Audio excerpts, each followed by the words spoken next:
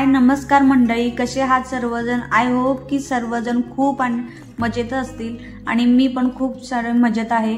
आणि आज बघा नाश्त्यामध्ये कांद्याचे मसाले परोठे बनवले होते। पहिल्यांदाच असं काहीतरी मी उपक्रम केला होता पराठ्यांचा, काहीतरी वेगळं करायचं म्हणून। सकाळी गडबडीत काय करावं तर सुचेना, नाश्त्यासाठी यांना बनवायचं होतं। म्हटलं ठीक आहे आता गडबडीत हेच बनवा म्हणून कांद्याचा परोठा केला। फक्त कांद्यामध्ये सगळे मसाले, जिरा, धना पावडर, गरम मसाला वगैरे मिक्स करून ना ते फक्त आपण परोठे बनवते त्या टाईपमध्ये बनवलं होतं। पण एवढी छान टेस्ट आलेली ना, मलाच काल नाही कसं एवढं छान झालं होतं। कारण मलाही खाताना खूप छान वाटलं होतं आणि शरूही घेऊन खात होता। थोडंसं तिखट होतं तरीही तो खात होता आणि यांना पण आवडलं, त्यामुळे छान वाटलं मला पण। माझा पण त्याच्यावर भरपेट असा नाश्ता झाला। आज जरा नाश्ता अगोदर करून घेतला कारण भूक खूप लागली होती आणि त्याच्यानंतर सगळं आवरायला सुरुवात केली। नंतर फ्रेश झाले। मला हेअर वॉश वगैरे करायचं होतं, त्यामुळे हेअर वॉशला टाईम लागणार होता। म्हटलं हेअर वॉश करून एवढा टाईम लागला आणि त्याच्या अगोदर मला भूक लागली होती। म्हटलं आज ठीक आहे, ओके चालेल, काय हरकत नाही। आज पहिल्यांदा नाश्ता करून घेऊ आणि त्याच्यानंतर आपण हेअर वॉश करूयात। मग पहिल्यांदा आज नाश्ता केला आणि त्याच्यानंतरच मी हेअर वॉश करायला घेतला आणि छान असा हेअर वॉश केला होता। काय होतं, काल मी ऑइल मसाज केला होता। ऑइल मसाज केला ना की दुसऱ्या दिवशी परत केस तसेच ठेवू वाटत नाहीत। पहिल्यांदा ते केस कधी धुण्याचं होतं आणि तसंच मला पण झालं होतं। म्हटलं आज पहिल्यांदा हेअर वॉश केलं तर हेअर वॉश तर करावंच लागेल कारण केसांना ऑइल लावले तर, म्हणून आज हेअर वॉश केला। आणि त्यानंतर याला स्ट्रेसमे हे लावत होते, मी सिरम लावत होते जे माझ्या केसांना स्मूथ ठेवतं आणि बरं वाटतं, जरा केस सिल्की होतात। आणि आज ठरवलं होतं की काय करायचं, आज विचार चालला होता कारण माझा रोज सकाळी उठला की माझा ना रात्रीच्या जेवणाचा मला अगोदर विचार येतो की आज दिवसभर कसा तरी निघून जातो। कारण सकाळी उठल्या माझा टिफिन बनलेला असतो आणि यांना देऊन पाठवलेलं असतं, त्यामुळे आमचा दिवस कसा तरी निघून जातो। होतं सगळं काही ना काहीतरी करतो।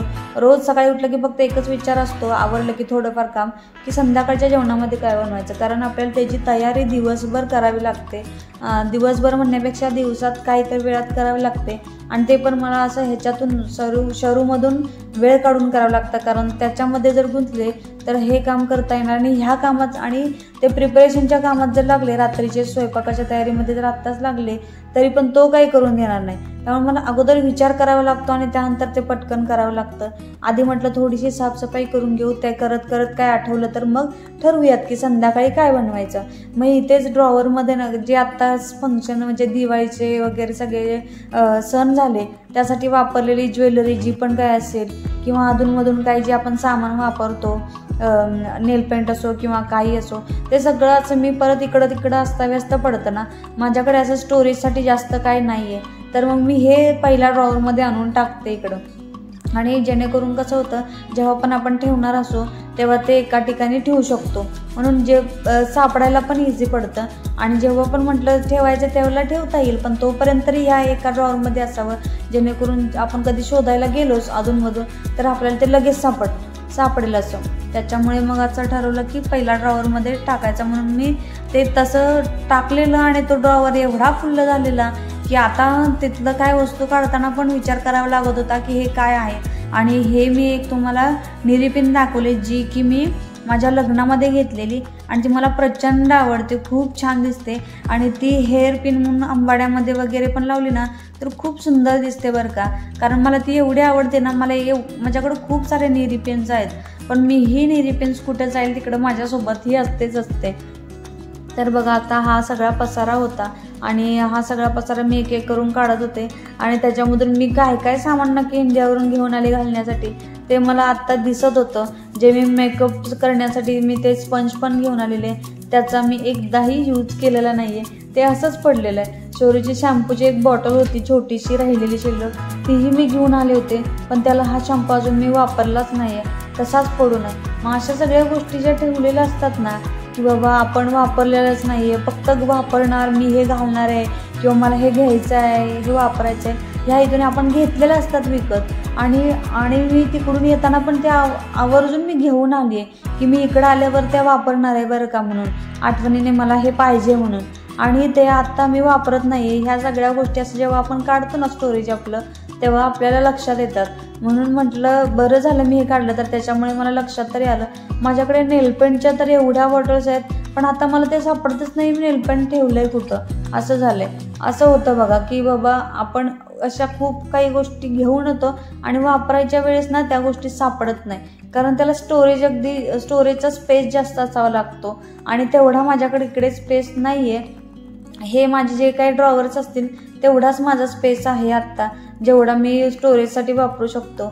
आणि कपाट जे आहे माझं कपड्यांचं ते तर काहीसुद्धा कामाचं नाही आहे. मी तुम्हाला दाखवेन एक वेळ ते काय आहे. खरं तर माझी ती चुकी होती, मी ते कपाट त्यांना घ्यायला लावलं.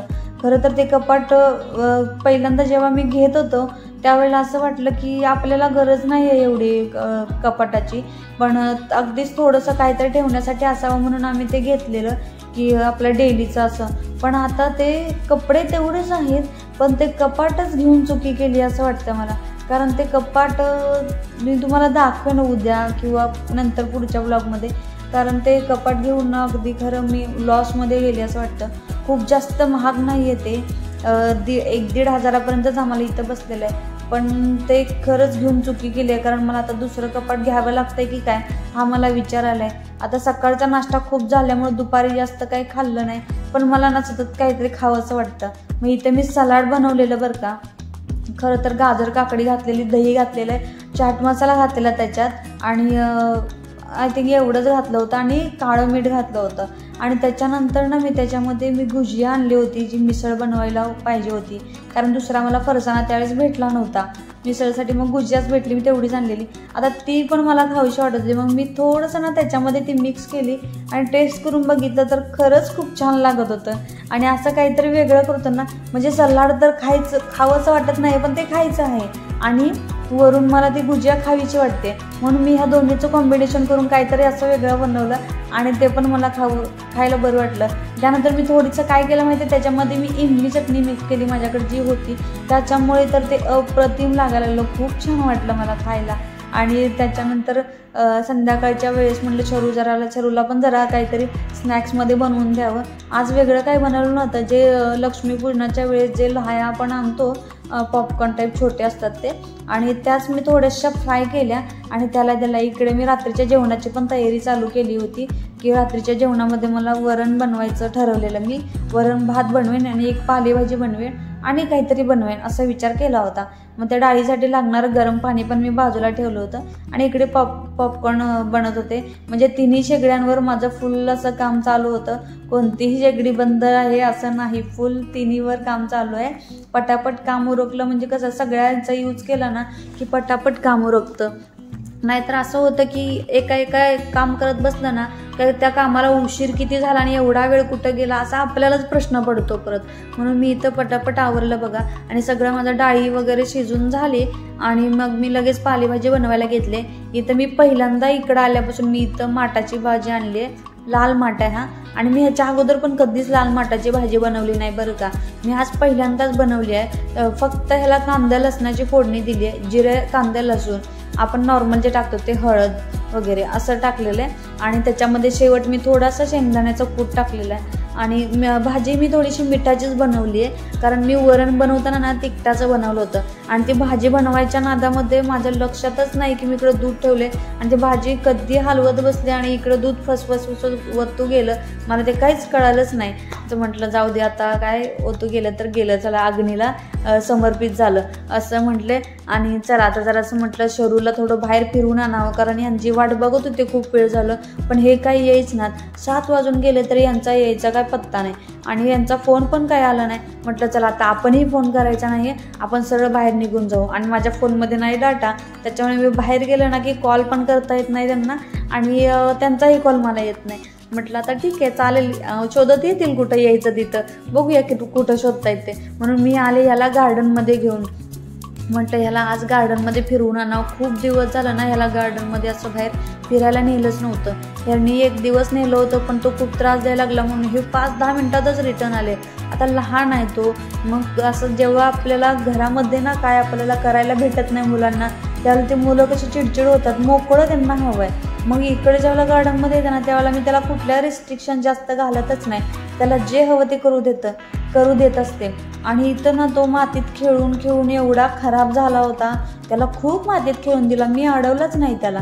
आणि जरा मातीत खेळून कंटाळला की मग मी त्याला झुल्यामध्ये बसवलं खरं तर झुल्यामध्ये बसायला नको म्हणायचा अगोदर तो, आणि आता अलीकडे ना खूप छान बसायला लागलाय बरं का, त्यालाही आवडायला लागले. पण तो जास्त वेळ बसत नाही, बसतो अगदी 4-5 मिनटं बसतो. आणि कारण काही मुलांना खूप वेळ अगदी त्यांना झोप येते एवढं बसतो. लहानपणापासून त्याला झोका जास्त भेटलेलाच नाहीये. तो लहान होता तेव्हा पण त्याला पाळणा वगैरे काही जास्त नव्हता, 1 महिना 1.5 महिना वापरला असेल, तो एवढा पण नाही.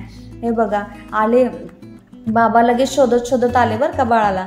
आणि बरोबर त्यांना कसं माहिती झालं माहिती नाही, माझा काही कॉल नाही काही नाही, त्यांनी गेस केला असेल की बाबा हे दुसरीकडे कुठं जाणार, गार्डनमध्येच गेले असतील. घरी गेल्यानंतर मी बघितलं तर माझ्या फोनवर 4-5 मिस कॉल आलेले आहेत. पण त्यांना परत कळलं असेल की हिच्या मोबाईलमध्ये डाटा नाही आहे, तर हिला कॉल काही लागणार नाही. त्यांनी डायरेक्ट गार्डन गाठलं आणि मला पण ते येताना दिसलेले की यायला लागलेत असं समोरून. अगोदर काही माहिती नव्हतं, समोरून जेव्हा आले तेव्हा मला कळालं की हा हे आलेले आहेत. त्याला दाखवल्यावर शरू पण खूप खुश झाला बरं का. आणि हे पण मग आता आल्यानंतर आम्ही परत अर्धा-पाऊण तास मस्तपैकी गार्डनमध्येच एन्जॉय केलं, कारण ह्याला सगळ्या राईड्स करायच्या होत्या. सगळं काही त्यानं एन्जॉय केलं आणि खूप स्पेस पण आहे ना इकडं, त्यामुळे तो मजा करतो. आणि इथं माती वगैरे पण खेळायला भेटते मुलांना, त्याच्यामुळे बरं वाटतं. मोकळं जेवढं खेळेल ना मुलांना तेवढं मजा येते आणि फ्रेश वाटतं, ॲक्टिव्ह राहतात. आपण जेवढं इकडं कसं कंजेस्टेड असतं त्याच्यामुळे रूममध्ये काहीच खेळता येत नाही. इकडं मुलं भेटतात, काय भेटतात. इथं बघा त्याला एक त्याची मैत्रीण भेटली आणि तिला काही तो सोडतच नव्हता. ती एवढी त्याला आवडली ना की काय बोलायचं कामच नाही. त्याला असं दीदी वगैरे खूप आवडतात बरं का. मी मुलांच्या पेक्षा बघितलंय, तो मुलींच्या खूप मागे असतो. मागे म्हणण्यापेक्षा त्याला मुली फ्रेंड खूप आवडतात. कारण काय, आता माझ्या भावाची पण मुलगी आहे ना, भाची माझी, तर तिनं पण फोनवर जर कधीही दिसेल ना तर तो एवढा खुश होतो ना तिच्याशी, बाकी कोणाशी एवढं रिप्लाय देणार नाही. पण जेव्हा ती दिसते त्यावेळेला तो एवढा ओरडतो, चेकळतो, खूप छान त्याला बरं वाटतं दीदीला बघितल्यावर. असंच त्याला काहीसं वाटत असावं असं मला वाटतंय. आणि इकडे तो बघा सगळं प्रकार करायला बघतोय आणि जे काय जमत नाही तेही त्याला करायचंय. उलट काय स्लाईड चढतोय, कारण सगळं. ही बघा ती जी फ्रेंड आत्ता झाली होती तिच्या फॅमिलीवाले इथं बसलेत, त्याच्या भावाला जाऊन हा त्रास देतोय. आता याला काय म्हणावं की आपण बाबा त्या दुसरीकडे आलोय आणि आता ती तिची मला वाटते मदर आहे की कोण आहे माहिती नाही, की हेल्पर असेल कोणी, तर ती त्यांच्याशी बोलायला लागलेली आहे की बाबा तो खूप छान स्माईल देतोय वगैरे, त्याला ओळख जास्त लागत नाही, अशा पद्धतीनं ती बोलत होती. की तो हा आवाज दिला तरी पण तो लगेच हसून बघतोय, हे तिला खूप छान वाटलं, त्याच्याविषयी ती बोलत होती. तर आता सगळं गार्डनमध्ये खेळून झाल्यानंतर मी ह्या दोघांना पुढं पाठवलं आणि मी गेले होते पनीर आणण्यासाठी. खरं तर कारण संध्याकाळी मी ग्रीन पनीर बनवायचा विचार केला होता, ग्रिल पनीर बनवायचं होतं. खरं तर माझ्याकडे तसं त्याला जे दम देतात ना, म्हणजे कोळशाने वगैरे जे हे देतात तसं काय ग्रिल करतात तसं काही नव्हतं बरं का. पण मी पॅनमध्येच करायचा विचार केला होता. मी ते खूप दिवस झालं ठरवत होते मला असं करायचं आहे, पण काही पॉसिबलच होत नव्हतं. पण मी आज ठरवलंच होतं की मला करायचंच आहे, म्हणून मी आज गेले आणि मी स्वतः जाऊन पनीर घेऊन आले आणि जे काही सामान लागतं ते सगळं घेऊन आले. आज पहिल्यांदाच मी एकटी गेली होती बरं का, काहीतरी सामान आणण्यासाठी. याच्या अगोदर कधी गेली नव्हती. कारण काय होते ना, इथलं जे रुपीज आहेत ना, रुपीज नाही इथं पैसा म्हणतात, पैसे जे पण काय असेल ते, त्याच्यावर अजून ते मला लक्षात येत नाही की मी ते कसं हँडल करणार, त्याने किती झालेत पैसे, आणि ते देताना मला थोडं चाच पडल्यासारखं होतं. असो, पण थोड्या दिवस असं होणारच असं मला वाटतं. बरं ठीक आहे.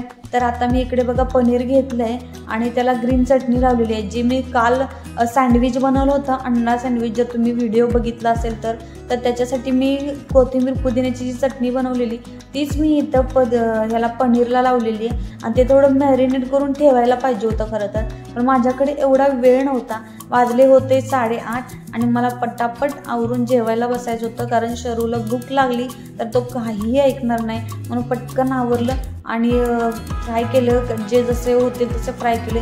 फ्राय तर चांगले झाले होते, पण शरूलाही खूप आवडले बरं का. आणि तो आता अशा काही गोष्टी वेगळ्या करते ना, काही इंटरेस्टिंग असेल तर ते बघूनच त्याला खूप असं इंटरेस्टिंग वाटतं. की कलर्स वगैरे. आणि आता मला ते समजायला लागले की खूप ते अट्रॅक्ट होतं मुलांना की वेगळे वेगळे कलर्स वगैरे काय जर असेल ना खायला तर मुलंही खूप पुढे येतात आणि ते खायला बघतात, खातात आणि अशी टेस्ट त्यांना पण आवडते. आणि मी पहिल्यांदा विचार करत होते तो तिखट खाईल की नाही, पण त्याने खरं व्यवस्थित खाल्लं. अलीकडे तो तिखट पण छान खातोय. पहिल्यांदा जेव्हा तिखटची सवय केली त्यावेळेला त्याला जमायचं नाही, ते खूप असं पाणी खूप प्यायचं आणि जेवण कमी करायचं. पण अलीकडे मी त्याला ना कॉम्बिनेशन फूड बनवते, म्हणजे एक आयटम तिखट असेल तर एक आयटम मिठाचा बनवायचा, म्हणजे जेणेकरून काय होतं तो पण उपाशी राहणार नाही याची व्यवस्थित काळजी घेते. त्याचंही पोट भरलं जाईल आणि व्हरायटी फूड त्याला भेटेल. फूड ऑफ व्हरायटी सगळ्यात इम्पॉर्टंट आहे, जी की सगळं काही आपल्या शरीरात जाईल. अशा प्रकारे मी माझे छानपैकी पनीर जे ग्रिल झालेले आहेत आणि छान मी त्याला अशी ग्रीन चटणी जी ठेवली होती थोडीशी ती पण टेस्ट करायला घेतली. त्याच्यामुळे त्याला खूप छान टेस्ट आलेली आणि ती चटणीच एवढी सुंदर होती ना, ती फक्त खाल्लं ना तरी तोंडामध्ये खूप वेळ त्याचा वास दरवळत होता. अशी सुंदर चटणी झाली, ती मला तर खूप आवडली. आणि मी विचार करते की ह्या चटणीपासून अजून मी काय काय आयटम्स बनवेन, जेणेकरून तुमच्यापर्यंत मी नक्की ते शेअर करेन की मी काय काय बनवते ते चटणीपासून, कारण ती मला चटणीच खूप प्रचंड आवडलेली. बघूयात त्याच्यापासून मला काय काय बनवता येतं. इकडे बघा शरूनेही त्याचा खूप छान आस्वाद घेतला. अशी सुंदर अशी थाळी तयार झाली होती. तर चला आजचा ब्लॉग इथंच एंड करते. ब्लॉग आपला जो व्हिडिओ आहे तो कसा वाटला सांगायला विसरू नका आणि लाईक आणि कमेंट तर नक्कीच करा. तर चला भेटूया उद्या नवीन एका फ्रेश ब्लॉगसोबत. तोपर्यंत बाय बाय.